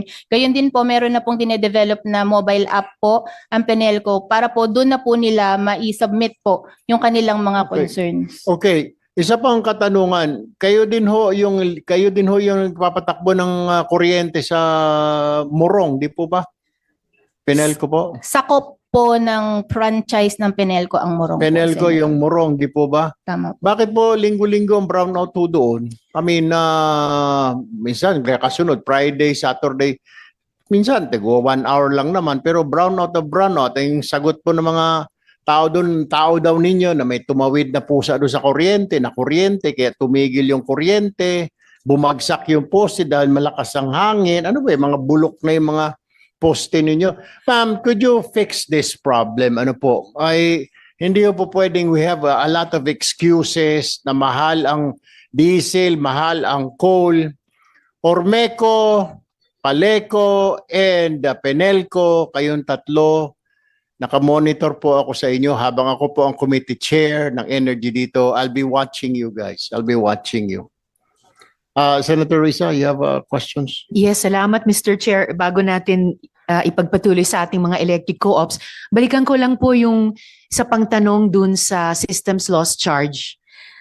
Bago yung follow-up questions ko tungkol sa pass-through charges in general na binanggit ni Chair Juan kanina. So may ipapakita po akong electric bill, sample po ng electric bill, Mr. Chair. Tanong po sa DOE at saka sa ERC, kung maalis na nga po yung systems loss charges, magkano pong ibababa na charges sa monthly bill ng average Filipino household kung ibate po natin sa ganitong bill?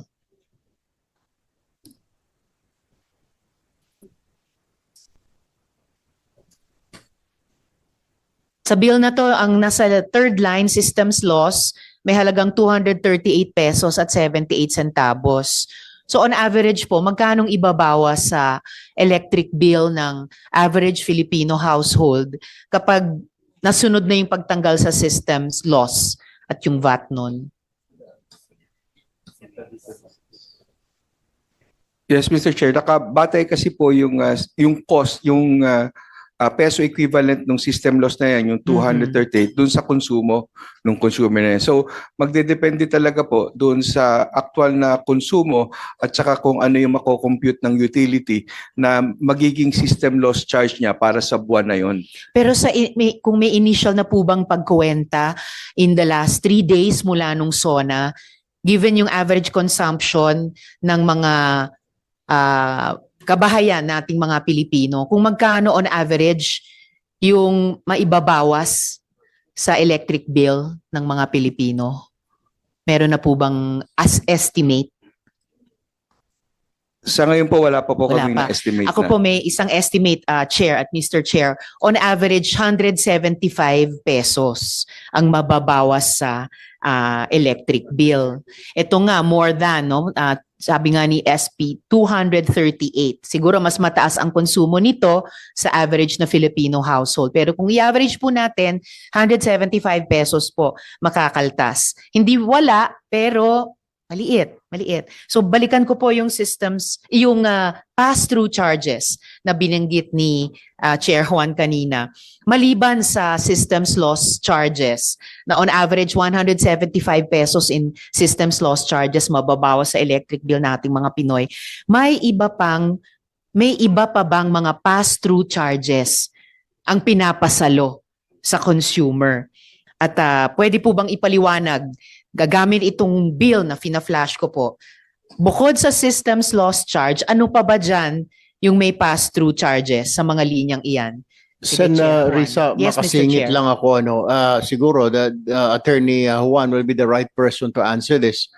Ang dami ho ako nakikita rito, generation 26, transmission 360, system loss 238, distribution Meralco 507, government taxes 393, mga malalaki lang, universal charge. Ano ho ito? Bakit napakadami? Ipinasa na lahat talaga sa tao. Can you explain ho, line by line, saan po itong generation, transmission, system loss, distribution, para maintindihan ng mga kababayan natin na nanonood po ngayon. Dahil lahat na lang ho, naipasa na sa atin. Pati government taxes, tayo pa rin po ang nagbabayad. Di po ba dapat yung nagninegosyo na? Can you explain, Attorney Juan? Salamat po, Mr. Chair. Yung pong IPIRA under Section 36, ni-require niya yung unbundling of rates. At dahil po in-unbundle natin yung rates, yung dating nakikita lang natin na isa o dalawang linya sa ating bill, yung power purchase cost at saka yung distribution, ngayon po ay nahimay na into these various charges. Pero lahat naman din po ito ay magko-correspond din doon sa dating singilan. Kaya lang noon ay bundle yung ating electricity bills. Isa-isahin po natin itong iba't ibang charges na nakikita natin sa ating electricity bill. Kung natanong po kanina kung ano pa yung pass-through charges bukod doon sa system loss, actually, yun na lang pong napapapunta sa distribution utility ang ating tukuyin. At ito lang po yung distribution, supply, and metering. At ito po ay yung para sa kanyang pagnenegosyo ng pagdidistribute ng kuryente. Ito po ay regulated ng ERC, kaya lang nabanggit na rin na nagkaroon ng pagkakaantala nga yung pagre-reset ng ating singil ng ating mga private distribution utilities at ganon din ang ating mga electric cooperatives. Subalit ngayon ay gumagalaw na po yan. Pero Chair Juan, at mamaya itatanong ko rin yung distribution sa Meralco, may nalaktawan po kayong pinakamalaking item dyan, yung generation. Pwede nyo po bang ikumpara ang generation sa, halimbawa, yung system loss? Anong percentage ng average bill nating mga Pinoy ang pass-through sa generation charge kumpara sa percentage, sabi natin 5% ang percentage ng system loss charge na pass-through. Ano yung percentage ng generation pass-through charge ang nasa electric bill na pinapasalo sa consumer? Opo, ito na nga po yung sisimulan na natin lahat ng mga pass-through charges kasi nabanggit ko ang talagang hindi lang pass-through ay yung distribution charge na kasama dito yung supply and metering. So simulan po natin sa pinakamalaki, ang generation charge. Ang generation charge po ang ibinabayad sa ating mga planta ng kuryente na nagsusupply sa ating mga consumers. Ang distribution utility, siya ay nagpo-procure on behalf of the electric consumers na kanyang customers at siya ang pumapasok sa mga kontrata noon as power supply agreements o kaya naman ay bumibili sa WSM o wholesale electricity spot market. Kasama po dito sa binibili niyang kuryente o yung pinoprocure niyang kuryente, kasama nga dito yung mga napapapunta o napapapasama sa system loss. Dahil po, kung ang kukunin niyang kuryente mula sa mga generation companies ay halimbawa na lang ay 100, pero po itong 100 units na ito, pagka ito ay na-distribute na sa mga customers, hindi naman talaga actually 100 ang kanyang nagiging kilowatt hour sales dahil nababawasan na nga po nung system loss. So ito po, ang percentage nito kumpara doon sa generation o yung quantity ng generation ay nakabatay doon sa kung ano ang cap na umiiral dahil po ang cap po ang magdedetermina kung hanggang saan lang po ang masisingil ng ating mga distribution utilities bilang cost na associated with these system losses. So in the case of Meralco halimbawa po, dahil ito ay nasa 5.5% ang cap. At ito po, lilinawin ko, ito ay distribution feeder na cap. At dahil po meron din na system loss associated with the subtransmission at saka substation. At ito naman po ang idinadagdag pa doon sa 5.5% na cap na yan. Kaya't ang sabi na nga din ng Meralco sa press release niya kahapon ay umaabot ng mga 6.5 ang kanyang nagiging cap actually. Makasingit lang ako. Yes, Mr. Chair. God, one question lang. Meron din po ba, di ba sa generation, may systems loss na kagad? Pag binili po ng Meralco yan, may systems loss na? Tama po ba? Did I hear you right? Opo, at the level of the Yun ho, yung transmission, pagbili niya sa generation, kung may systems loss na yon, charge din po ba sa mga mamayan yung pagkawala? Dahil siyempre, generation, di po ba? From the generator to the distributor, may systems loss doon. Ikinakarga na naman po ba sa bill po namin yan? Ito po ay nakapaloob doon sa generation cost din o yung pagbenta ng ating mga generation na Kaya companies. sir, pero doble-doble na ho, di ba? Meron na systems loss sa generation, doon sa 2,603 na yan, na siningil, na pinatong na, meron pa talagang, Diyos ko po, systems loss tayo na magkano ba yung kanina, yung systems loss na nakapaloob na naman. So ang dami na hong systems loss. Systems loss ka na sa generation, di po ba? Papunta doon sa distributor. Si distributor, dadalhin yung kuryente sa bahay ko, nagkaroon ng systems loss dahil nag-evaporate. Another singil na naman po ba yun? Opo, yung transmission loss at that level of the transmission, ito po ay naka-embed doon sa presyohan ng ating mga generation plants. So what you're saying, sir, doon sa kung alisin mo yung systems loss sa generation, sila naman nag-uusap dalawa nun, from the generation to the distributor, di po ba? Bakit kailangan singilin ho kami? Hindi pa dumarating yung kuryente papunta sa bahay namin. Di po ba? Opo, depende po kasi yan sa kung ano ang usapan ng generation company at ng distribution utility kung saan ire-recon yung kilowatt hours na i-memetrohan na nanggaling mula sa planta at madadala papunta doon sa delivery point ng distribution utility. Dahil ito po ay transmission, kumpara naman sa distribution, mas mabababa ang percentage ng ating losses na na-experience. Yung technical losses ito kalimitan dahil nga mahirap naman din magnakaw at the transmission voltage level. So pagdating na po ng kuryente na yan na binili ng distribution utilities natin on behalf of its customers, yung pong presyo na yan ay kung ano yung presyong babayaran naman niya doon sa mga generation companies. At yung presyo na yan, nakapaloob na dyan yung kung ano man ang naging epekto nung cost na yan ng transmission. Chair Juan, focus lang tayo dito sa generation. At kung pwede bagalan po natin, kasi napaka-technical, pero gusto po natin at dapat maintindihan ng mga consumers natin. Kasi nagkaroon ng opening dun sa pagtanggal ng systems loss charge at VAT doon para patuloy natin reformahin yung energy sector natin. Yung sa generation charge, kasi siya po yung pinakamalaki. Ano po yung basehan na pinapayagan ng ERC ma-pass through yung charge dyan at mapasalo sa ating mga consumers?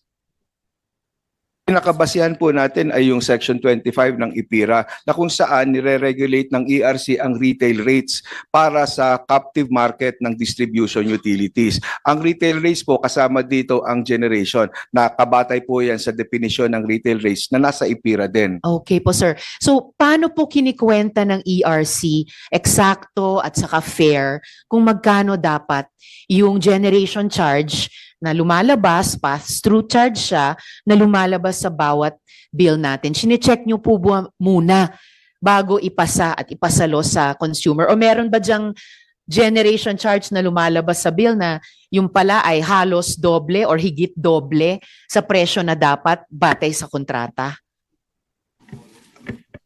Ang paraan po ng pagtatakda ng generation charge natin, dahil nga po ito ay nagbabago-bago buwan-buwan, depende dun sa pinagkunan ng ating distribution utilities, ang atin pong pinapagamit sa ating mga distribution utilities ay yung ating generation rate adjustment formula na kung saan ang lahat ng billings ng mga generation companies na pinagkunan ng isang distribution utility noong nakalipas na supply month, ito po ay ito-total at i-divide effectively.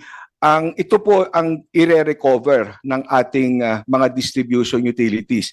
Pero po para matukoy kung at what rate, so ito pong total peso amount na ito, i-divide po ng kilowatt hours. Pero since sa pagpapataw po ng generation charge na yan para sa susunod na buwan, hindi pa po available yung kilowatt hours na yan para sa buwan na yon, ang gagamitin po muna ay yung kilowatt hours nung nakaraang buwan. Ito po yung billing determinant.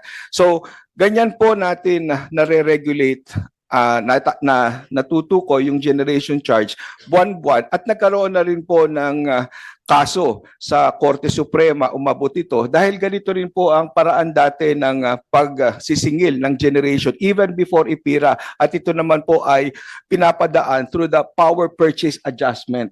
At ito po sinabi ng Korte Suprema, kasama na rin yung mga escalator clauses, fuel cost mechanisms, kasama po ito doon sa mga mekanismo na umiiral na pinapayagan din naman dahil po Ayun, Chair, sorry to interrupt, pero importante yung isang kababanggit nyo, yung fuel cost mechanism. Fuel, yun yung isang item na pre-generation, pre-transmission, pre-distribution, hindi lumalabas explicitly sa bill.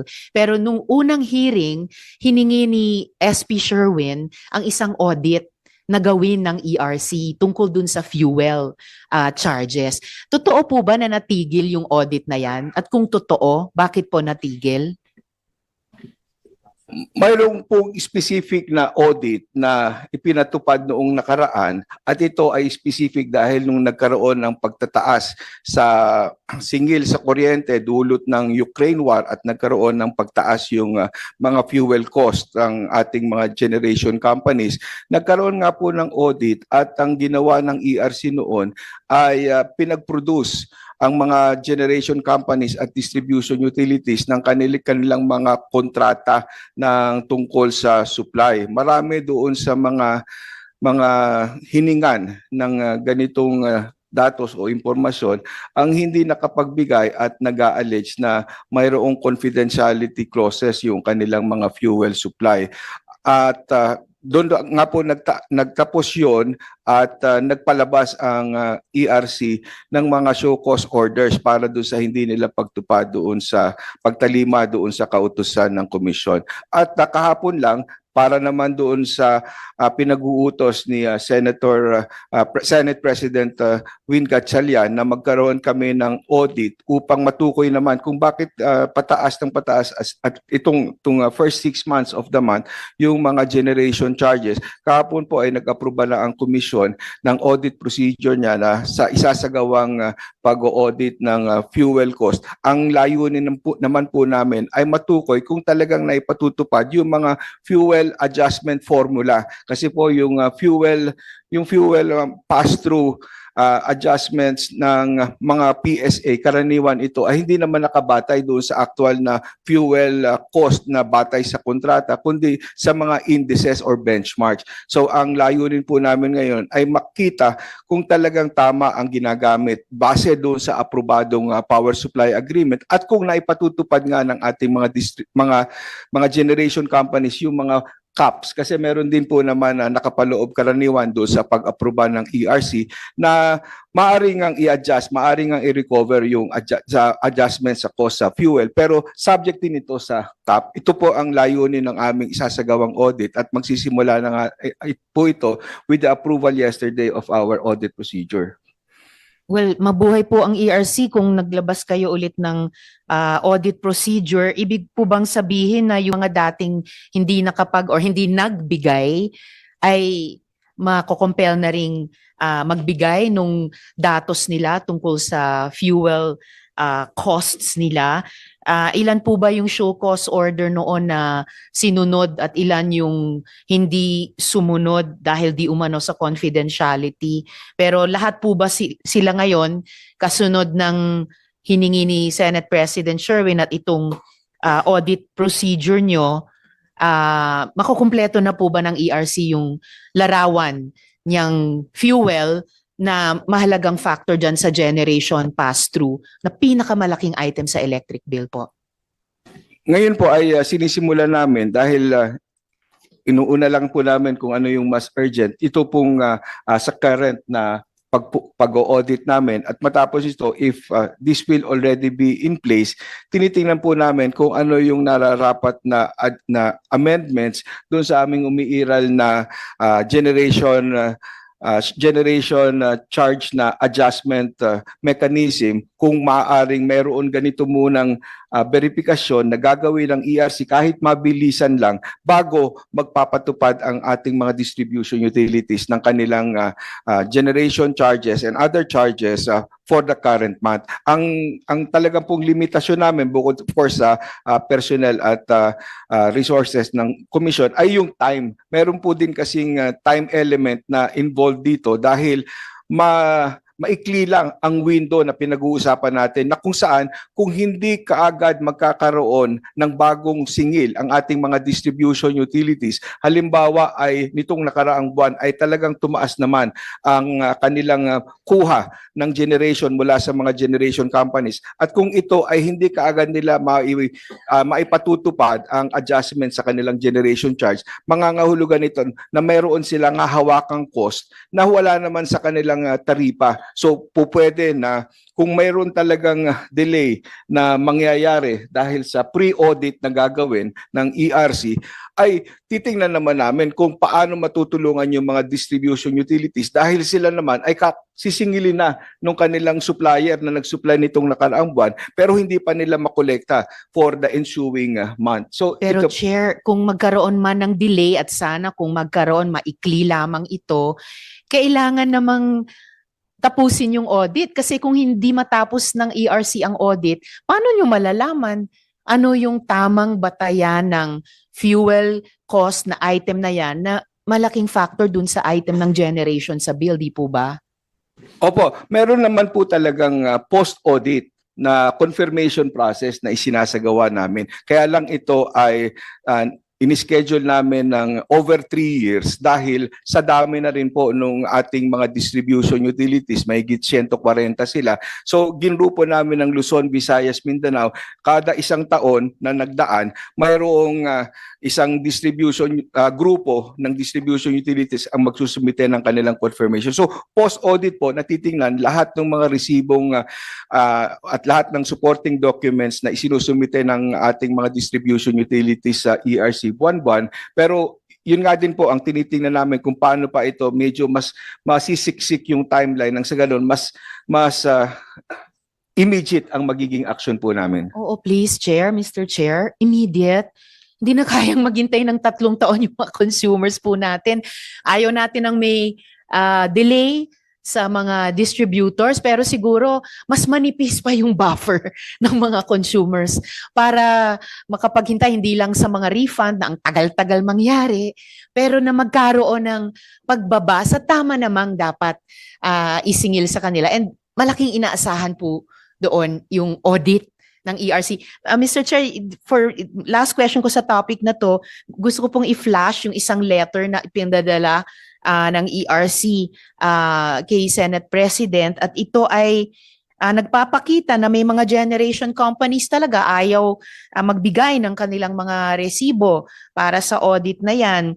So, Chair Juan, ibig po bang sabihin sa sulat na ito, bukod sa nawawalang kuryente, bunga ng systems loss na unang agenda natin sa hearing ngayong umaga, na may nawawala ring mga resibo mula sa generation cost na maaring na ipapasa na rin, napapass through na rin, napapasalo na sa consumers. Kahit nga po, hindi napapayagang makompleto ang audit ng ERC.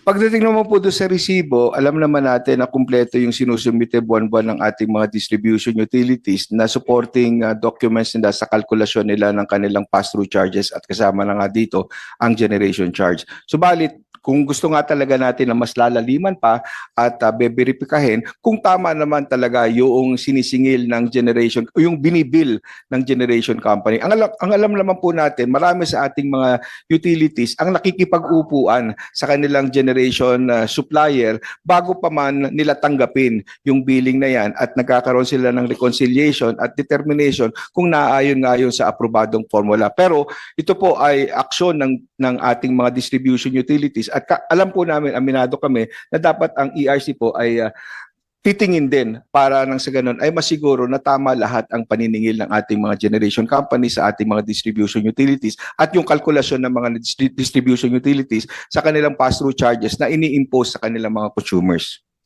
Ilan po sa mga generation companies ay nag-comply na dun sa audit requirements ng ERC, at ilan pa yung hindi pa nagbibigay ng mga resibo nila?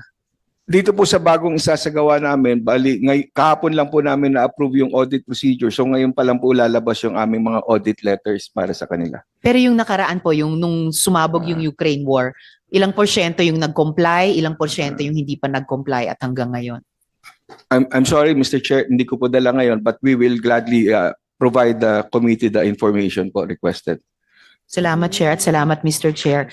May huling tanong ako mamaya, Mr. Chair, tungkol sa consumer protection. Salamat po. Susundan ko lang po itong topic ng fuel pass-through. Can you go back to the earlier slide? Kasi pag titignan natin dito, Chairman Juan, ang pinakamalaki talaga is generation. 60% of our electricity bill is generation. At pag titignan natin yung generation, wala lang breakdown dito, I'm very sure malaki dyan ay fuel. Except for RE, of course. No? But for coal, LNG, for gas, malaki dyan fuel. No? And alam naman natin, lahat ang fuel, pass-through yan. Pag tumaas ang presyo, consumer ang sasalo. Pag bumaba, ewan ko lang kung ibababa rin yung presyo kaagad. No? But ang punto natin dito, kung gusto natin pababayin yung electricity bill natin, dapat i-target natin yung pinakamalaking singil, which is generation.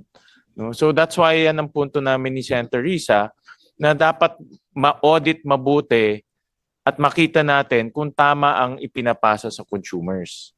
Yan ang tanong ko, Chair Juan, is assuming na audit nyo hindi tama o labis-labis yung pinapasa sa consumer, is there a mechanism to compel the DU or the GenCo to refund? Opo, nakapaloob naman doon sa ating confirmation process na mayroon talagang refund and collect mechanism sa tuwing magkukumpirma tayo ng over or under recoveries in the implementation of the pass-through charges of our distribution utilities. At dito nga din sa audit na isasagawa natin, nakalagay naman doon sa audit procedure na kung ang magiging findings ay nagkaroon ng over-recovery, ay maaaring magpalabas na ng direktiba ang komisyon agad-agad upang maipabalik yung kung ano man ang makikitang sobra without prejudice to the issuance of show cause orders. Yung over-recovery sa generation yan. But ito is assuming the pricing of fuel is mataas siya, more than market price or even more than what they have bought. Kung magkano yung bili nila. Pwede na i-refund yan ng DU o i-refund yan ng generation? Ang Assuming na nakita nyo na yung binili nila mas mababa tapos yung chinarge sa consumer mas mataas.